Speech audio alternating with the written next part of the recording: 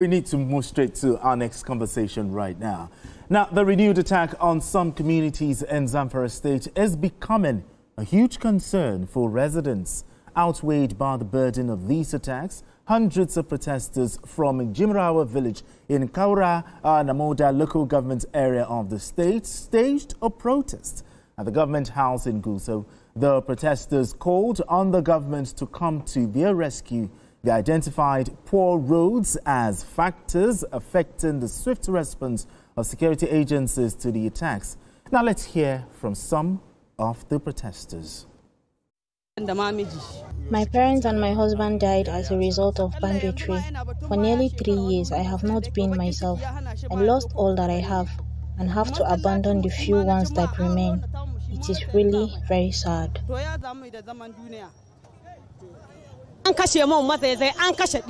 We have suffered in the hands of these people for too long.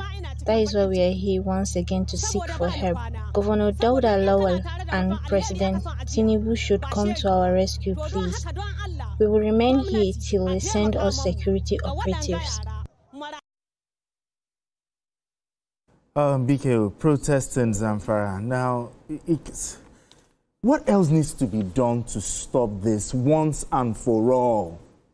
Let me start by saying that the police made a breakthrough in Katsina by rescuing 50 kidnapped persons and arresting 302 bandits. That was in Katsina. It's not all the time that this kind of good news comes our way. What we are saying is, let's have more of this. Let all the security agencies jump in and help us deal with this problem. Some of the testimonies of victims of banditry in Zamfara are harrowing. You can't even listen right up to the end. I remember going to do a documentary in that place. And a man who had lost his wife, lost all of his children. He had 6 kids, all of them lost. His wife too lost. Wow. At the point when he was speaking to me, he burst into tears. I had to hug him tightly. I hugged him tightly. He was crying and his tears were rolling on my down my arm. People are going through a lot in a lot of these places. In Anka local government, for example, in one village, these guys came, collected about 56 million from farmers. And what people are saying, see, we want to live in peace with these bandits, but they've taken everything that we had.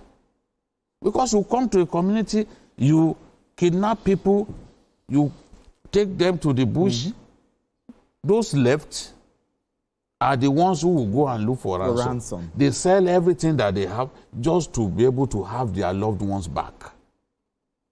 It's a terrible situation.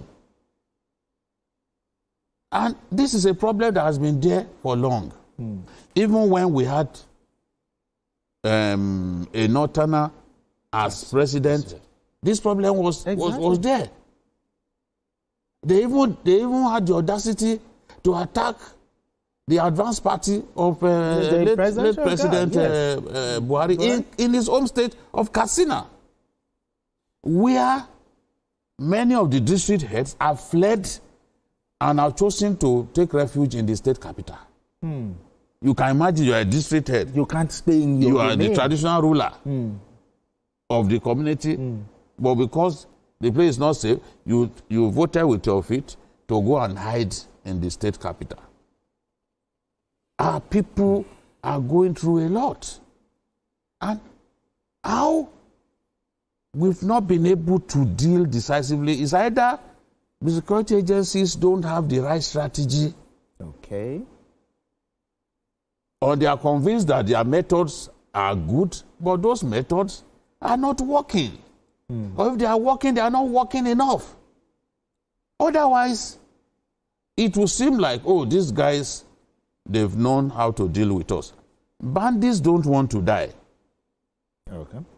Bandits will rather operate in rural communities where there are no good roads. Okay. Because there are no good roads, even when for a response, you want to send help, they don't get there on time. Some of those communities are so far flung that even for days, these guys are raiding the people and nobody comes to their help. What is the crime of my people in northern Nigeria, especially the northwest? Zamfara is the headquarters of banditry in our country. By a long shot, there is no doubt about it. Even some of the bandits operating in other places, a good number of them were exported from Zamfara to go and be operating in those places, even as far as Niger. Why have we not been able to deal decisively with these guys? We must come up with different strategies. Yes. And strategies that we have used that have not worked, we need to discard them. Northern leaders need to sit together.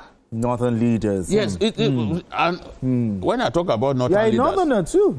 In fact, as I've said before, none of them, none of those leaders who purport to speak for the North can say that he's more northern than me. If it comes out of your lips, I will not agree. Because I am a northerner, born there, raised there, and even went to school there. So what are we talking about? BK, I just hold your thoughts. We need to go on this quick break. And when we return, the conversation continues. Don't go anywhere. Still Journalist Hangout.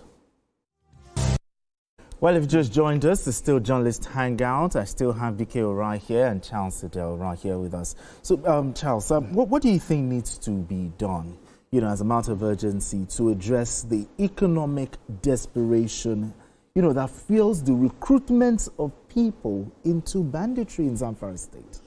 When you have where crime pays, those who are involved in it, they hardly let go. Particularly when they feel that those who are charged with the responsibility of, chasing them out of that place, they either inadequately, maybe, how do I say it now, armed or whatever. Like as you said, these places are far flung from city centers and all that, so they just make it a hell for those people who are victims and all that. I mean, and it's also instructive to note that.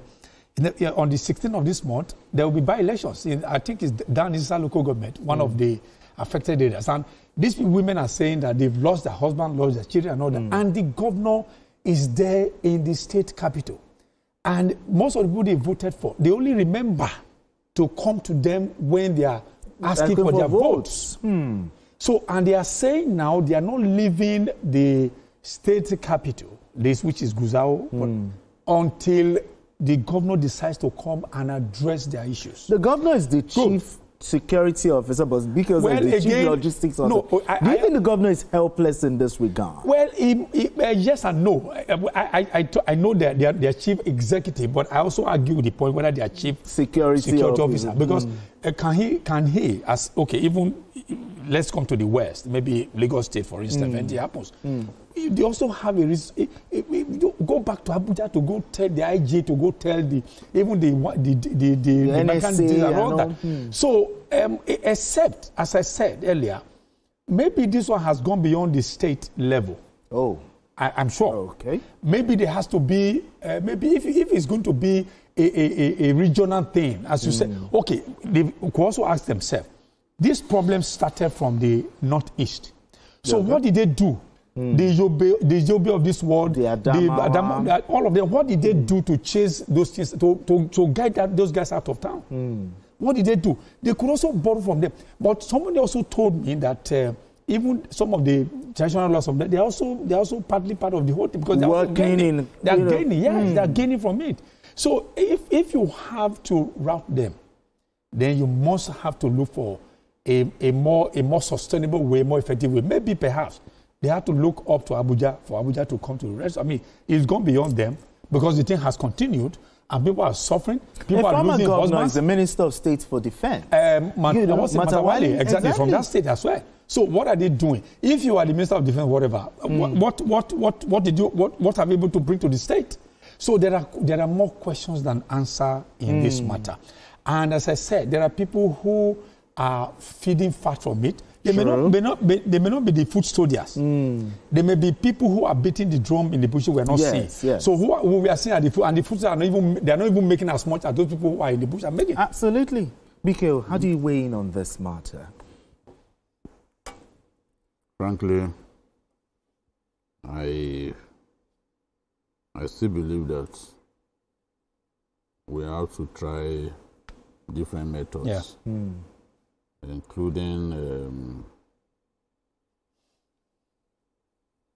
including providing some of those things that may eventually discourage people from taking to crime. There have been places that we went to where the Fulani, for example, complained that they needed schools for their children, and they needed piped water, for their communities, and even access roads. Yeah, so they don't have to move around. So that they can move around. If we can do this, maybe it will go a long way to reduce the extent to which, reduce the scale of this problem. But I know that there are many bandits who will not give up. Give up because it's paying them. There's so much money it's paying them. They are making. They now have access to beautiful women. You see, some of them even show videos of their women, looking clean in the bush and all that. So there is a need to declare a state of emergency on banditry, especially in northern Nigeria. And whatever the president can do, he has to do it. The NSA has done a lot of work, but he has not done enough. Until these people no longer pose the kind of threat that they pose to our people, then people will not be convinced. Not yet to Huru. Yes, they've killed so many of them, but they are not prepared to give it up. They are not prepared. You see, a lot of bandits have raised, big bandits have raised small bandits, hitherto small bandits who are now their own leaders at this time. Yes, also raising, also recruiting. And they continue to collaborate. I was talking yesterday about the fact that some bandits will kidnap and then hand over to another group. It's your own turn. Yes, they will hand over. They will sell That's what I'm saying. those ones to another bandit group, which makes it more difficult for the victim. Because he has to make profit. Yeah, exactly. So it means that what will then be requested by way of a ransom will become higher. Maybe the moment times two. They hand you over to another bandit. So go and make this your is own. What is going on. We're done with our own. So in Zamfara, in parts of Kaduna, in Niger, and now Kwara, that is the old Bogu area, where we now have the new terrorist group called Mahmudawa. We need to find a way to get to these people, treat them like the criminals that they are. Charles, your final take. My final thing is that, as I said earlier, I'm not going to be departed from that. It has come to a point where we have to call a spade a spade. Good. Calling a spade is to say we must, take the word to them, take the party to them. Take the word to them. That's it. I like that. All right, let's move straight to our next conversation.